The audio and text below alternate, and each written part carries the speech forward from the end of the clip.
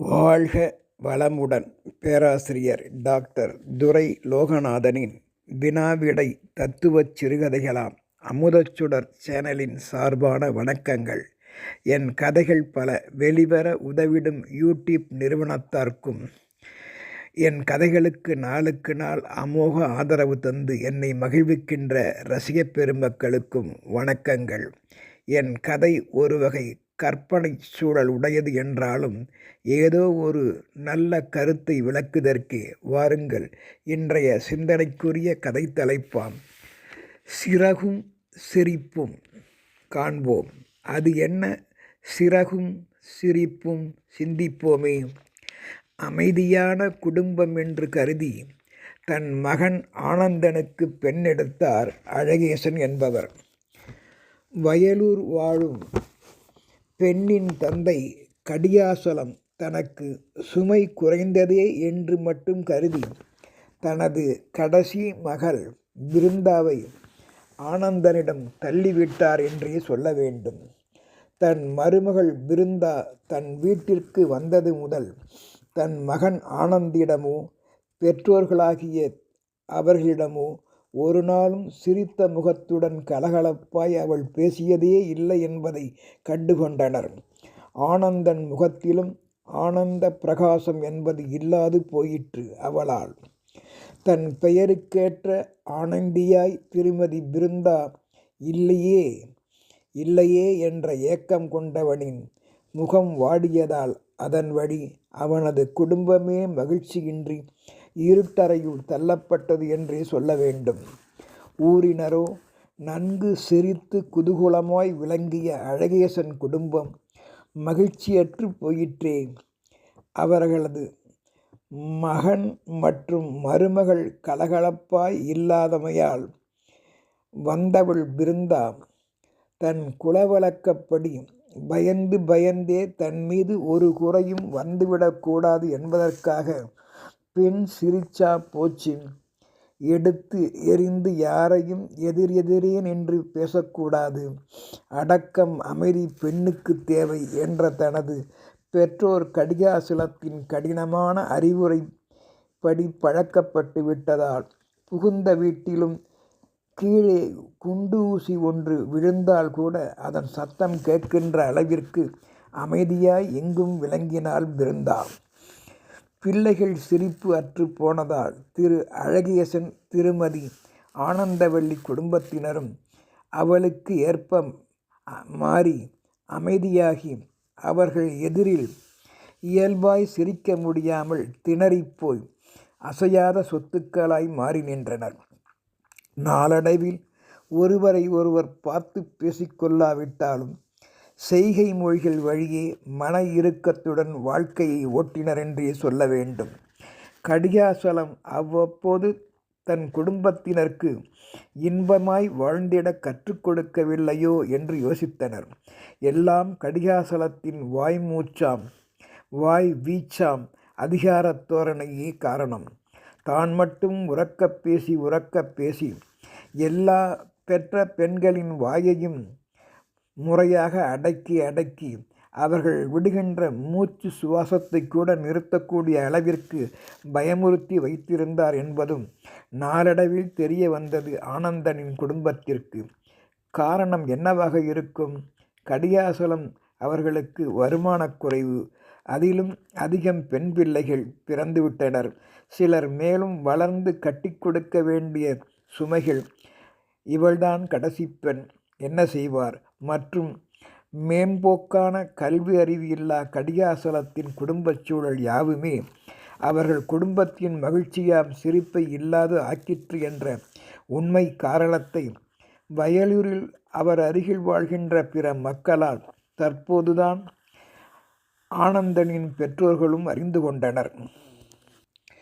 யாரிடமும் வம்பு தும்புக்கு போகாத அடக்கமும் வீட்டில் அமைதி, எதிர்வாதம் செய்திடாத பெண்ணின் நற்போக்கு, குடும்பத்தை வெளியில் தெரியாமல் அடக்கமாய் அவள் கையாளுகின்ற பாங்கு போன்றவற்றை மட்டுமே முதலில் அவர் குடும்பத்தை பற்றி பிறர் வழி அறிந்த அழகேசன் தன் மகனுக்கு பிருந்தா போக போக அவள் இயல்பு மாறி அடக்கமாய் நடந்து கொள்ளக்கூடிய பக்குவம் உடையவளாய் மகிழ்ச்சி பொங்கக்கூடியவளாய் விளங்கிடுவாள், மாறிடுவாள் என்ற நோக்கத்தில் திருமணமும் செய்து வைத்தார். ஆனால் இப்படி ஒரு சதா பயந்து வழிகின்ற ஓர் உம்மனா மூஞ்சியாக பிருந்தா இப்படியே எப்பொழுதும் இங்கும் புகுந்த வீட்டில் கூட அப்படியே இருக்கின்றாளே என்ற வருத்தம்தான்.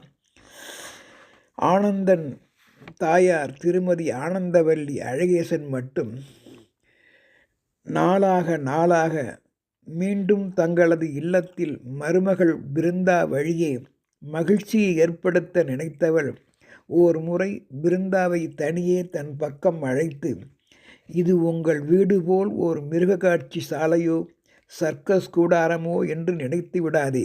ஆட்டுவிக்க ஆடுகின்ற பொம்மை போல் நீ ஆகிவிடாதே.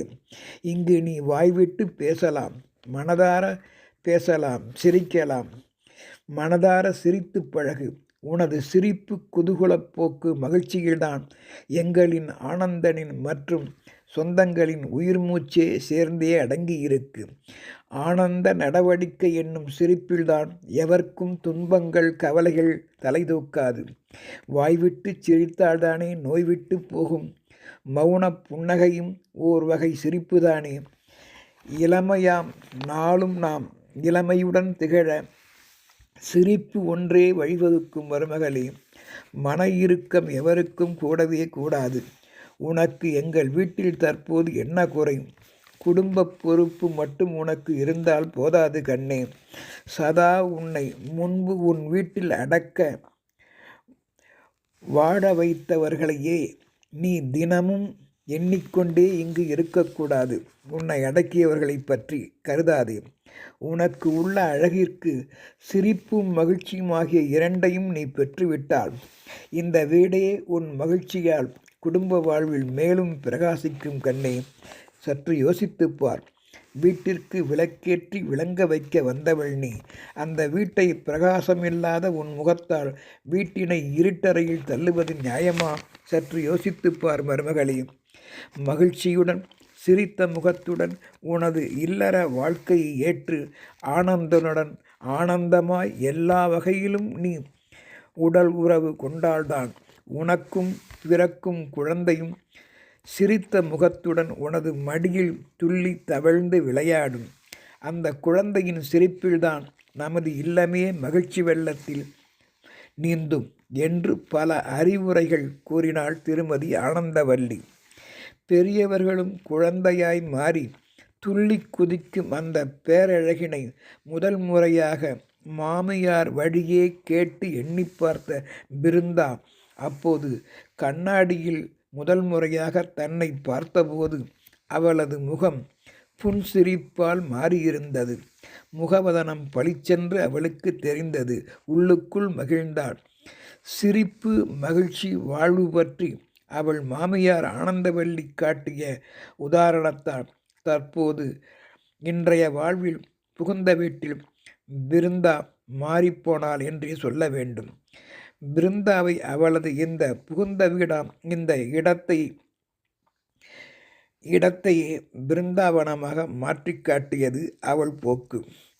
அவள் திருந்திய வாழ்வில் பிருந்தாவனமாக மாற்றினாள் பிருந்தா தேவி. அப்படி அவள் மாமியார் என்ன உதாரணங்கள் மேலும் காட்டினார் தெரியுமா? உடலையும் மனதையும் தூய்மையாக வைத்து கொள்வதோடு அதன் வழியேதான் மகிழ்ச்சி வாழ்வை எவரும் பெறலாம். அதற்கு நாம் நம் இருதயத்தை நற்சிந்தனைகளால் மகிழ்ச்சியுடன் நிரப்ப வேண்டும். மாசு என்கின்ற தூசினை அதில் படியவிடக்கூடாது.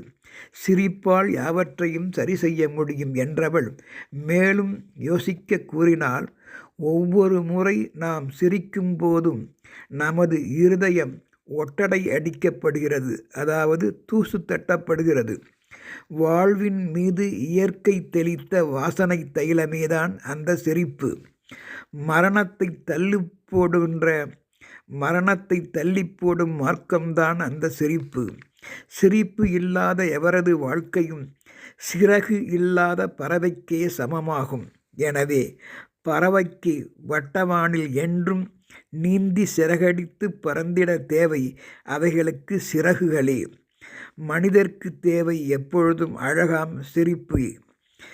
அந்த அழகாம் சிரிப்பே குதூகல வாழ்க்கைக்கு சிறந்தது என்ற மாமியார் கூற்றை நாமும் கடைபிடித்து மகிழ்ச்சி பொங்க வாழ்ந்திட்டால் என்ன? யோசிப்போம், மகிழ்வோம். நன்றி.